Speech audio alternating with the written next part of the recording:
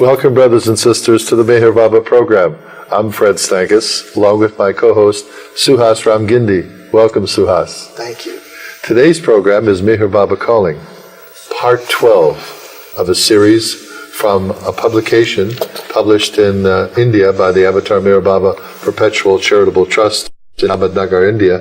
And it's a capitulation of messages and discourses by Meher Baba throughout his life. Meher Baba is recognized as the avatar of the age, born on February 25th, 1894, and dropping his physical form on January 31st, 1969. There is a tomb shrine in India where people pay homage to the beloved Meher Baba, and it's open year-round, every day, from 6 a.m. until 8 p.m. So if you ever travel to India and you'd like to visit Meher Baba, you can do so by contacting our Meher Baba Center, which the phone number will show later. So Suhas, continue on with the messages from Meher Baba Calling. We now are on message number 55. 55. Oh no, That's excuse me, 54. I want to read 50. 55, okay. 55 is have complete faith in me. So that's the one. Okay, so this is what Baba says in his discourses in the past. If you have rock-like faith in God and flame-like love for Him, nothing in this world will affect you. Misery will not trouble you, flattery will not touch you, happiness will not humor you. Such faith and love will cause you to rise above the imaginary phenomenon and make you understand that God alone is real. Trust God completely and He will solve all your difficulties. Faithfully leave everything to Him and He will see to everything. Love God sincerely and He will reveal Himself to you. This love needs no ceremonies and show. Your heart must love so that even your mind is not aware of it. Let nothing shake your faith in me, and all your bindings will be shaken off. Once you open your wings to fly, you must fly straight like the swan. Do not flit from tree to tree like the sparrow. Many things will distract you on the way. Well, you know that message which really, the one statement you said, you must, Baba said, your heart must love so that even your mind is not aware of it? Yes, what I was talking to you earlier. But that's amazing. In other words, it's almost like looking at the mind as an adversary. Not an adversary, it's a hindrance, an obstacle. It's an obstacle to you, yourself, your spirit. In the previous show I said you just love God without thinking that I am loving God, because the I am, the self, ego self, comes as a barrier between your heart and God. God dwells in the heart. And the heart is not in the sense of a physical heart. It's the second aspect of mind called the feeling aspect of a being. You have to love God. Love so when somebody says you've got heart, no, you have God in your heart. Yeah. Maybe you have courage. But you have compassion. Compassion. For people. Or love for others. Yeah, you've got a lot of heart, some people say. Yes, it's a term, meaning you have a greater love. So that's the love that you have to have for God. It can't be from the mind, which is it has to be automatic without saying, I love God. It has to Baba says, just love God. But do not make the claim that you love God, because then your ego comes in the way. So it almost seems like a true lover of God, according to those things you've described, is very rare. It's very rare. Of course it's very rare. Because you'll find a man of the cloth or a high priest, and they claim that they are are these messengers, and they are espouse talking the words. about love for God, but they're not loving God necessarily. The true lovers of God get drowned in that bliss, which is the only reality that exists. And they probably don't want any adulation from the outside. They don't even know there's anything about their surrounding. They don't even know who they are. They're lost. We have people, they're called divinely absorbed people in India. Baba called them musts. A must is someone who is totally immersed in God's bliss. He doesn't care about his surroundings. He could be living in the worst conditions. You know that. He could be living behind a hut. Living outdoors. In a field, under a tree.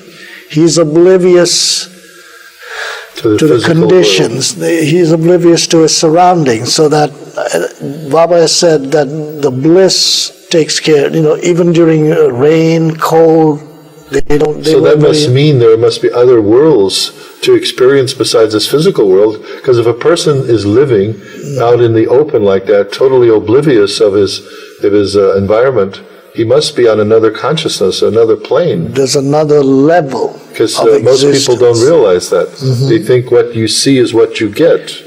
That's what I explained in the last, that we are caught up in the world of senses. What we see is what it is, but it may not be. There may be more to life than what we see with our eyes, hear, and smell or eat. There are more things that are going on. It reminds me of this of this story of a Tibetan monk who was in the mountains, and he was in this little shack, and he was looking through the opening in his thatched roof, which was a beautiful starlit night, and the moon was crescent, and he was just sort of in bliss looking at it, and suddenly 2 robbers came in and stripped him of everything. They took all his little utensils, whatever he had, and then eventually they even ripped off his cloak, and one of them was going to kill him. They said, let him be. And as they were leaving, he was thinking, if only I can give you this treasure that I'm seeing now, that I'm experiencing this bliss.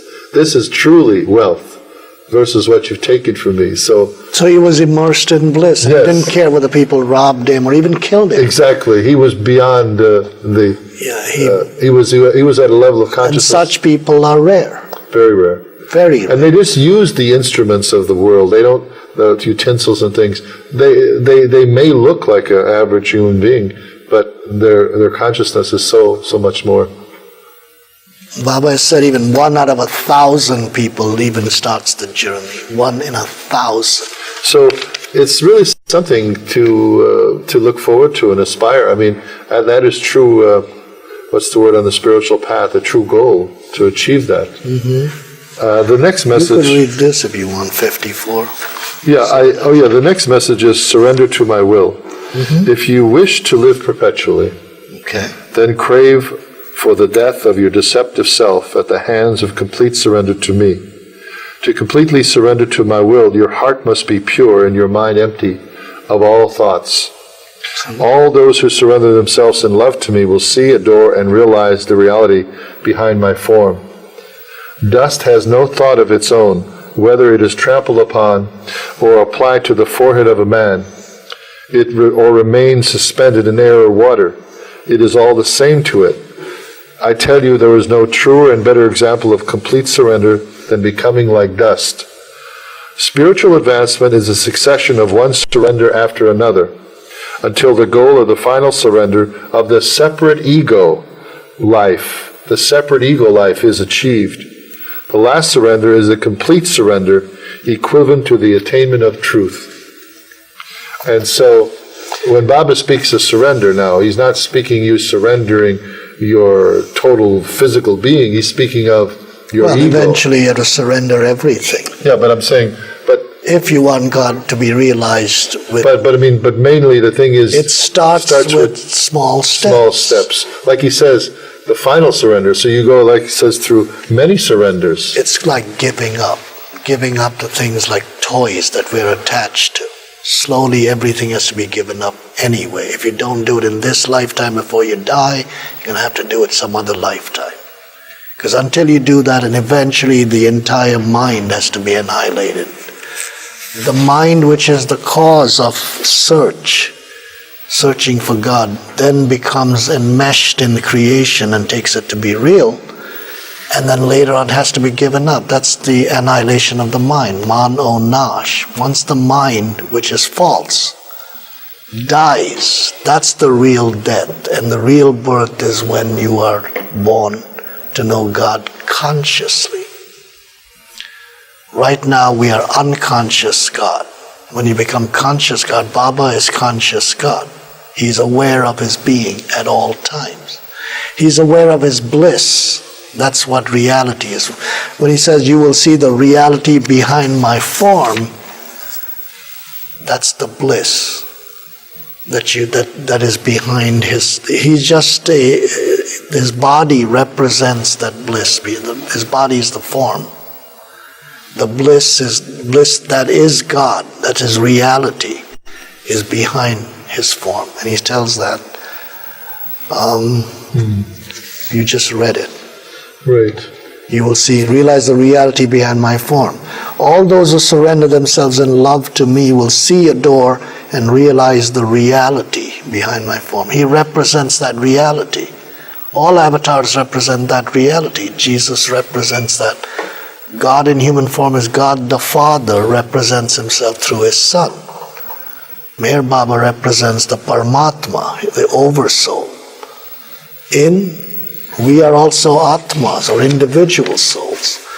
But instead of realizing our bliss, we are realizing the outside world, creation, our environment, our surroundings, and we're caught into it with our mind, and that's what prevents us from coming in tune with God. And that's loving God is one of the ways of removing the ego, effacing the ego, so to speak. The next message is, do not fear suffering. Okay. So that's something we all would want to know. Baba says you should look upon physical and mental suffering as gifts from God. They bring their own lessons of the futility of the passing and of the intrinsic worth of the eternal. Do not get disheartened and alarmed when adversity, calamity, and misfortune pour in upon you. Thank God, for he has thereby given you the opportunity of acquiring forbearance and fortitude. Those who have acquired the power of bearing with adversities can easily enter the spiritual path. Do not fear suffering or blame anyone for it. According to the law that governs the universe, all suffering is your labor of love to unveil your real self. In comparison to the infinite bliss you experience on attaining the I am God state, all the suffering and agonies you go through amount to practically nothing. It is the suffering that brings one on the path to God. When people get disappointed or disillusioned from their goals, people want things, people aspire to things.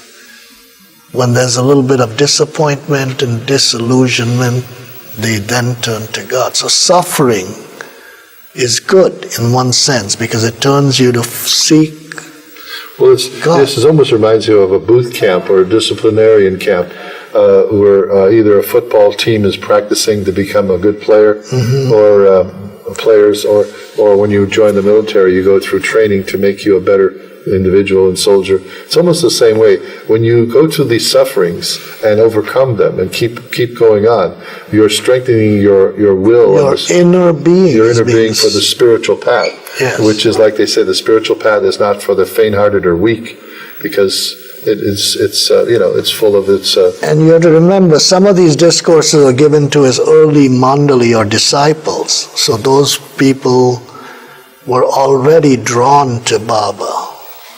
Now we who are further out from Meherabad and that area, we may take this seriously or we may take it lightly, but sooner or later, whatever we go through has got to be within this And also, do not fear suffering could also be a message to we all are spirits, we're all our souls on the travailing this, gross physical world, but our destiny is God realization eventually. So Baba is basically saying, give up your toys and playthings and don't worry about things. Yes, but suffering is the stimulus that leads to search for God and gets you on the path. That's true, because if you have a pretty easy life in the physical world with wealth and you've achieved a lot in the worldly life. And the thing is, you don't want to hear this. No, most people because you're don't not caught up. Unless you get some kind of calamity. Isn't it strange how people call out to God when they're sick or they're going to have an operation or they're about to die? They do. But they don't think about God all the time. No, that would have a good time. Party. And Baba says, remember me. You can remember me once a day. Remember me when you get up in the morning. Remember me before you go to sleep at night. That's all he asks. He doesn't ask you to say a lot of prayers, go through rituals, rites, ceremonies. And people try to do that. That's all tamasha, he says. It's a farce. People try to, pray, they spend hours. You don't have to. Remember, he says, remember me, remember God. Love God. It's simple. Baba keeps it simple. He doesn't want you to get involved because those rites and rituals prevent you from the spiritual path. Religions, as I said, is a mind thing. It's a human invention. The next message is very good. Be pure in heart. It says, for the purification of your heart, leave your thoughts alone, but maintain a constant vigil over your actions. Mm-hmm. When you have thoughts of anger, lust, or greed, do not worry about them, and do not try to check them. Let all such thoughts come and go without putting them into action. Try to think counter thoughts in order to discern, discriminate, and to learn, and above all, to undo the actions which are prompted by your own impressions. Mm-hmm. If people act dishonestly with you and create difficulties for you and deceive you, and yet you remain honest and pure, you are very fortunate, because these deceivers, or your so-called enemies, are your friends. They wash away your sins and weaknesses and make your path clear towards God. So, true. So that's why they say sometimes, don't backbite. Because if you backbite, you're actually taking on the burden of that. Baba said not to avoid backbiting was one of his orders to the Mandali before the new life. It actually comes from Islamic tradition. Backbiting was forbidden by Muhammad. Means slandering others, talking behind people's back. And no matter what they've done. Doesn't because matter. People think that, I have the right to speak up about this person. Like sometimes people will say to you, now, when you comment on so-and-so, and you'll say, I really shouldn't backbite. It won't hurt because they're not around. Backbiting is a form of self-conceit and self-righteousness. It makes you think that you are better than somebody else. Well, you are not. You are on the same level as a soul. You are an incarnated soul who is unconscious of his own reality. So backbiting, what it does is it increases your impression. You are hurting yourself. You're creating more sanskaras or impressions for yourself, and you're diminishing the person you're talking against, his sanskaras. You're helping him. So if somebody backbites about you, they're helping you. Your sanskaras are becoming less, his sanskaras. So actually they're taking your sanskaras. Not necessarily their sanskaras, they're creating new sanskaras for themselves. My God. So when you talk about other people, when they're not around in the same room, and if you don't talk to them directly, whether you talk to them on the phone or if they're not in your presence, but if you talk about them to someone else, they may not know about it. They could be having a good night's sleep, and you're the one that's concerned and worried about someone else. So you see, that's how it works. So the next message Baba has is spread my message of love. Those who truly love me are my centers in the world. Let each Baba lover, wherever he or she may be a Baba center personified, radiating the eternal message of love divine.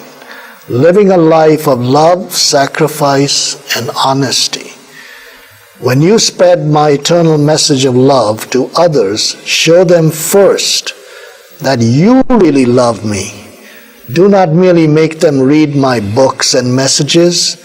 Do more. Live such a life of love, sacrifice, forgiveness, and tolerance that others will love me. If instead of doing the real work of love, you start doing organized propaganda work for me, it is absurd.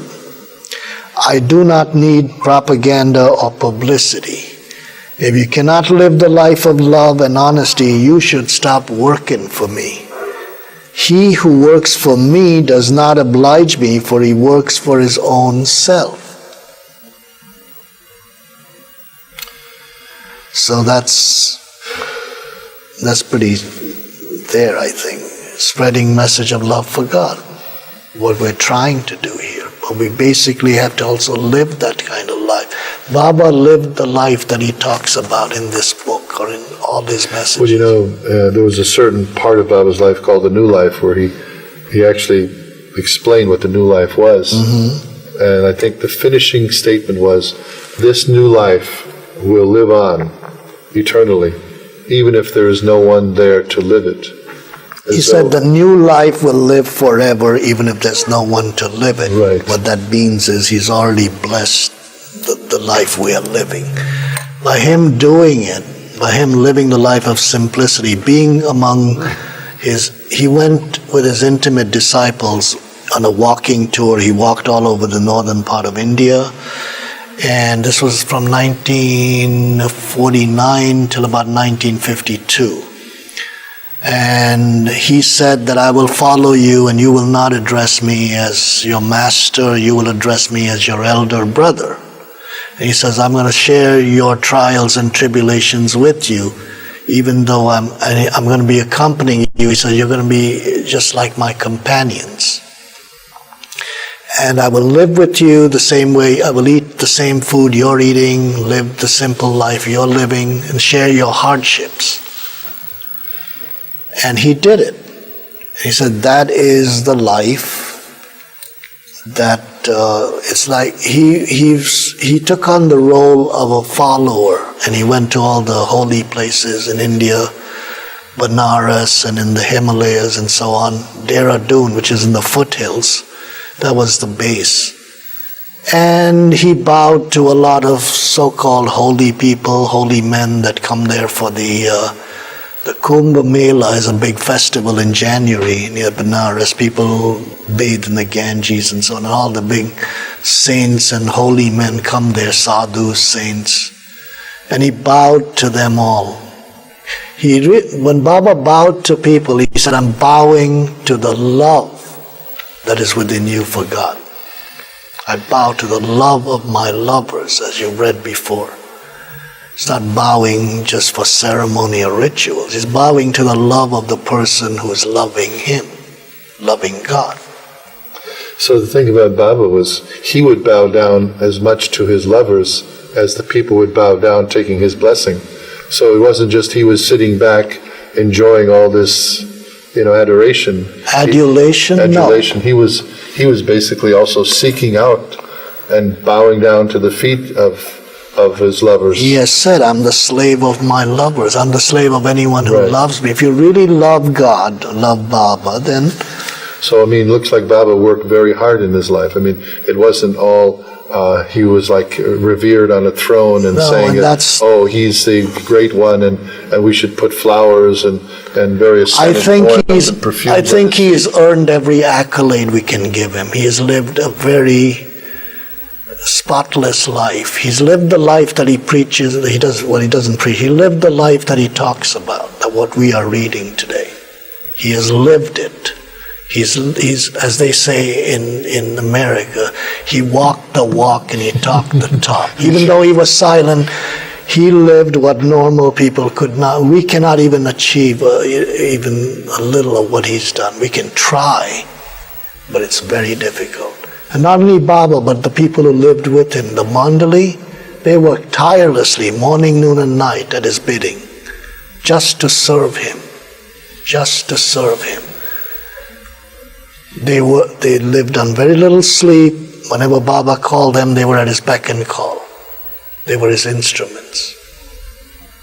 And we talk about, oh, I'm tired, I've had an 8-hour day, I've spent a 10-hour day. They worked round the clock with very little sleep, and they had to be, whenever he called them, they had to be there at his bidding, take his orders. That's obedience is more than love. Obedience. Baba said it's very difficult for you to love me as I want you to love me, but you can obey. So in his lifetime, those who loved him, he gave them certain orders to do, to follow, certain rules that they had to do, which would help them on their path to God, on their spiritual path. He said it's difficult for you to love me as I love you. You can never do that on the same level. But you can obey me. And that's why the Mandali obeyed Baba. It was a way they did not necessarily understand or love Baba in the very beginning, but they came to obey him, and therefore their love was increased. This last message we'll read before we end the show is long for union with God, long for one thing, be restless for one thing, long for the one thing that will kill the millions of other longings, long for the union with the Beloved. You should become lost in the idea of possessing the Beloved by hook or by crook. When you are prepared in your heart of hearts to gain union with God at the cost of life and the ridicule of the whole world, then perhaps you may be said to have entered the lane of divine love. Even the craving for union with the Beloved creates bindings. Therefore, do not bother about separation or union. Just love, and love all the more. Then you are able to resign yourself in your path to the perfect Master, who is the way, and you undergo a gradual change, and your ego asserts less and less. Then whatever the perfect Master tells you to do, you are able to carry out. Wow, so beautiful. Emphasizes love. And he says, the perfect Master who is the way. All the avatars said that they were the way, but they were the way for that time in which they were born in. Jesus came 2,000 years ago, and he said, I am the way and the life. None comes to the Father except through the Son, through me. Baba says the same thing. The message does not change. The avatar comes in different times, under different guise, says the same message in a different way. They're explaining the same message, but in our time. Wow, what a way to end the show. Thank you, Suhas. Until next time, as MeherBaba says, don't worry, be happy in my love. Jai Baba. Jai Baba.